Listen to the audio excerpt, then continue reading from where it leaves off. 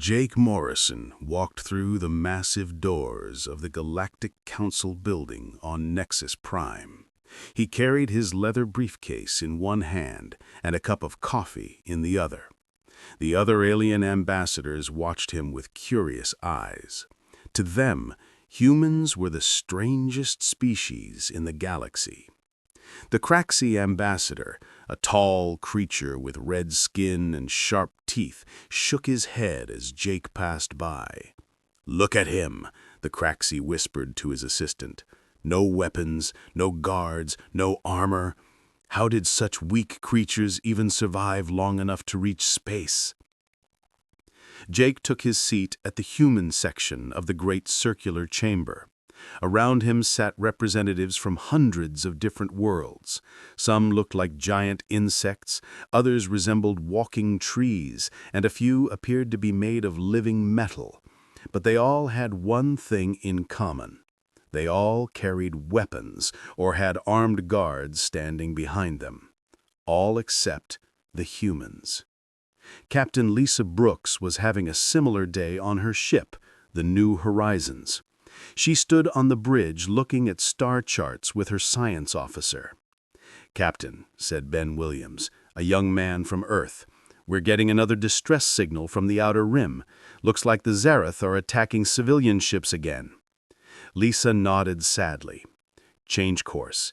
We'll help whoever needs it."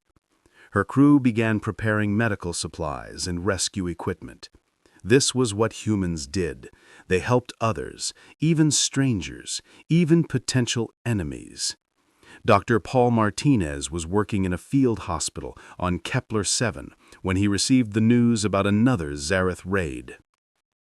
The Zarath Dominion was known throughout the galaxy for their cruelty. They conquered planets by killing everyone who lived there. Then they moved their own people in. Paul wiped his hands clean after finishing surgery on a wounded Vorthok soldier. The Vorthok were enemies of humanity in the past, but Paul didn't care. A patient was a patient. "How many ships did they lose?" he asked his assistant. 12 cargo vessels and a passenger liner. The Zarath took no prisoners." Commander Amy Rodriguez sat in her office reading reports from across human space. Her defensive fleet was busy as always, rescuing stranded ships and bringing supplies to planets hit by natural disasters. Her ships were fast and well-equipped for medical emergencies, but they had very few weapons. The other species in the galaxy found human behavior puzzling. Why would anyone help their enemies? Why risk their own lives for strangers? Why build ships for rescue instead of conquest? The warlike species thought humans were cowards. The clever ones thought humans were fools. But they all agreed on one thing.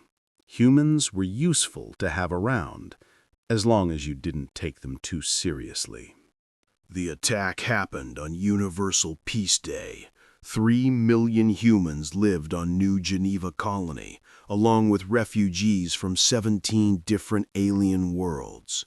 The humans had built the colony as a safe place for anyone running from war or hunger. Captain Lisa Brooks was traveling to a peace meeting when the emergency signal reached her ship. She rushed to the communications center and watched the screen turn on. What she saw made her blood freeze. Zarath soldiers were walking through the streets of New Geneva City. They were not taking prisoners. They were not demanding surrender. They were killing everyone they found. Men, women, children, elderly people, sick people in hospitals, even the alien refugees who had trusted humans to keep them safe. The Zarath commander appeared on the broadcast. His face was covered in scars, and his eyes were cold. "This is what happens to those who oppose the Zarath Dominion," he said. "Humans think they can protect everyone. Now you see how wrong they are." Lisa watched a Zarath soldier throw a human child out of a window. She watched them burn down schools and hospitals. She watched them execute doctors who were trying to help wounded people. The broadcast was being sent across the entire galaxy as a warning. Jake Morrison sat in the Galactic Council chamber as the other ambassadors watched the same terrible images. The Craxi representative actually smiled. "Perhaps now humans will learn their place," he said. Several other aliens nodded in agreement. The Vorthak ambassador looked at Jake with fake sympathy. "This is what happens when weak species try to play with the strong ones," he said. "Maybe now you will understand that peace is a luxury not everyone can afford." Dr. Paul Martinez was loading medical supplies on a transport ship when his assistant ran up to him. "Doctor, your family," she began, then stopped. Paul's wife and 2 daughters had been visiting New Geneva for a medical conference. They were there when the attack began. Paul dropped the medical box he was carrying. His hands started shaking. His family was gone. 3 million humans were gone, and the galaxy was talking about it like it was just business as usual. The Zerath thought they had taught humanity a lesson about weakness. The other aliens thought humans would now hide and be quiet. They expected protests, maybe some economic sanctions, then acceptance. None of them understood what they had just done. None of them realized they had awakened something that had been sleeping inside humanity for generations. For 2 days, every human ship, colony, and station went completely silent. No messages, no calls for help, no diplomatic talks. The galaxy kept talking, but humans had simply stopped responding to anyone. Commander Amy Rodriguez broke the silence first. She sent a short message to Earth Central Command. "Request permission for Protocol 7, she wrote. The answer came back in minutes, signed by every human leader on Earth. "Permission granted. Good luck." Protocol 7 was a secret plan that most humans had forgotten existed. It was written by old generals who remembered when humans fought wars against each other on Earth. The plan explained how to turn all human space into a war machine if someone ever tried to destroy the human race. Captain Lisa Brooks watched her crew change before her eyes.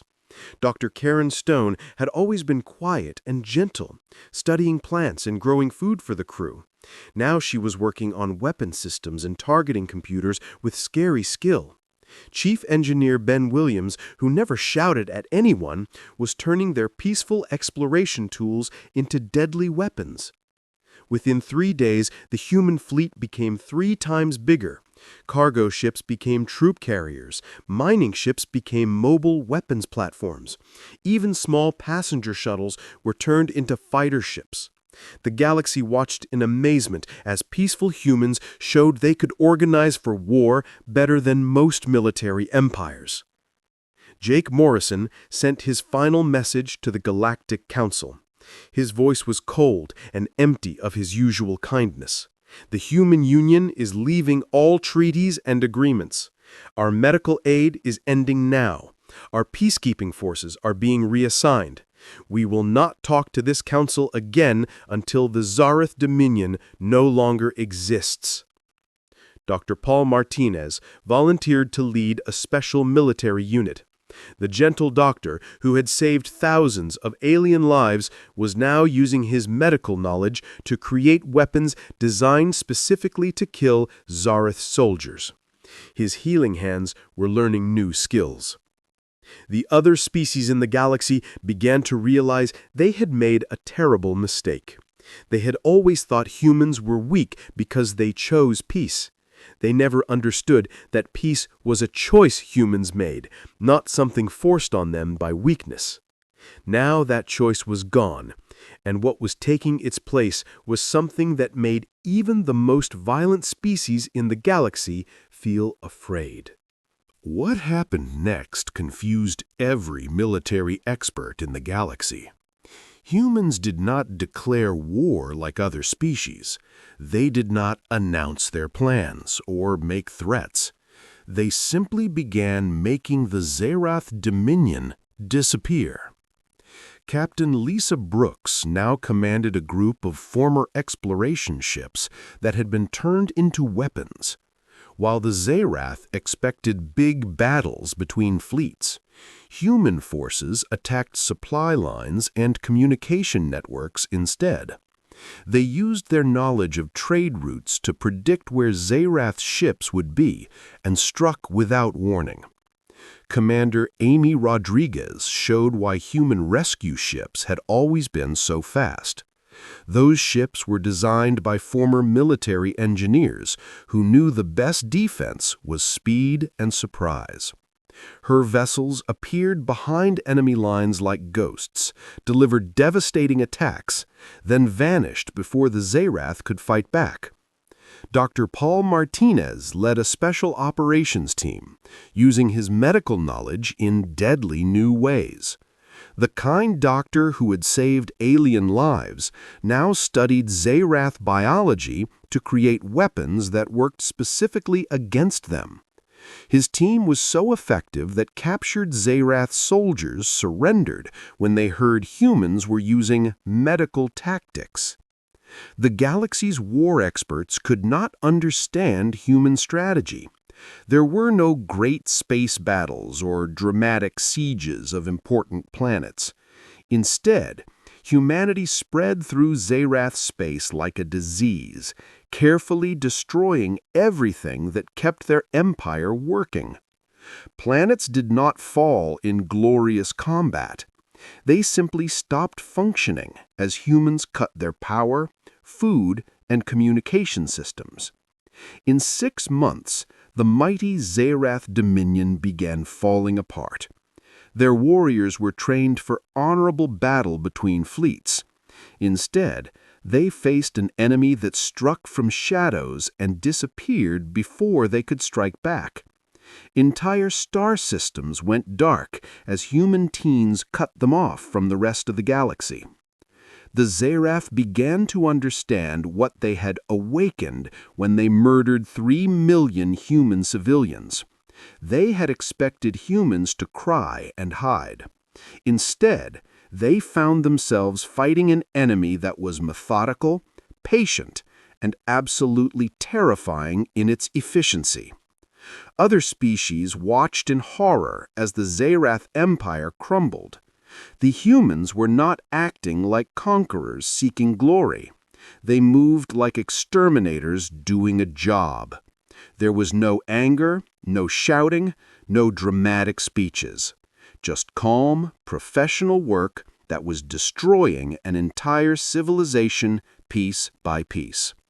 The galaxy realized that humanity's peaceful nature had been hiding something much more dangerous than any traditional warrior culture. The end came quietly. The last Zarath stronghold fell when its defenders put down their weapons and sent a message of complete surrender. There were no proud warriors left to die for their empire, only broken survivors begging for mercy from an enemy they could no longer understand. Captain Lisa Brooks stood on her command ship, looking down at the former Zarath homeworld. The planet was undamaged, its cities still standing, its people still alive. But it was no longer Zarath territory. Human occupation forces had arrived not as conquerors, but as administrators. They were already building new governments and rebuilding institutions. The Zarath Dominion had simply stopped existing. Commander Amy Rodriguez oversaw the destruction of all Zarath military equipment. Every weapon, every warship, every piece of military technology was catalogued, studied, and either destroyed or turned into tools for peaceful use. The humans showed the same frightening efficiency in peace that they had shown in war. Within 1 year, a militant empire became a collection of farming communities. Dr. Paul Martinez established medical centers on every former Zarath world. His teams worked to heal the mental and physical wounds left by decades of military culture. The same man who had designed deadly weapons now dedicated himself to making sure future generations would never be raised as warriors again.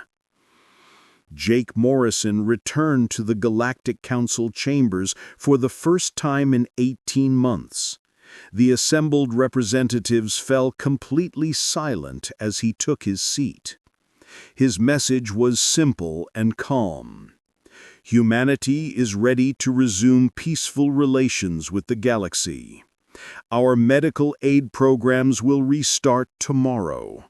Our exploration missions will continue as planned.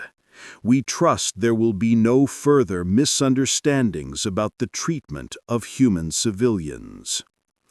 The galaxy had learned a terrible lesson about humanity.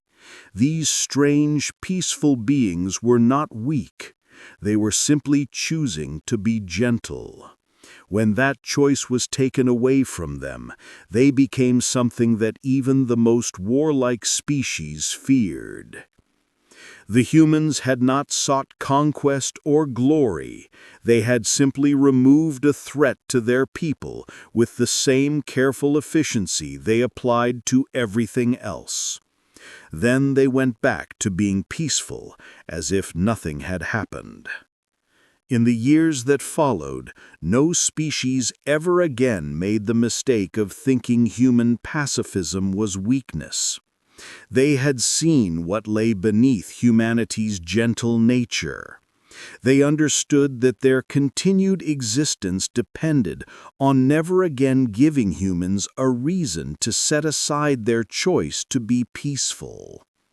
The galaxy became a much quieter place after humanity's rage had erupted and then gone silent again.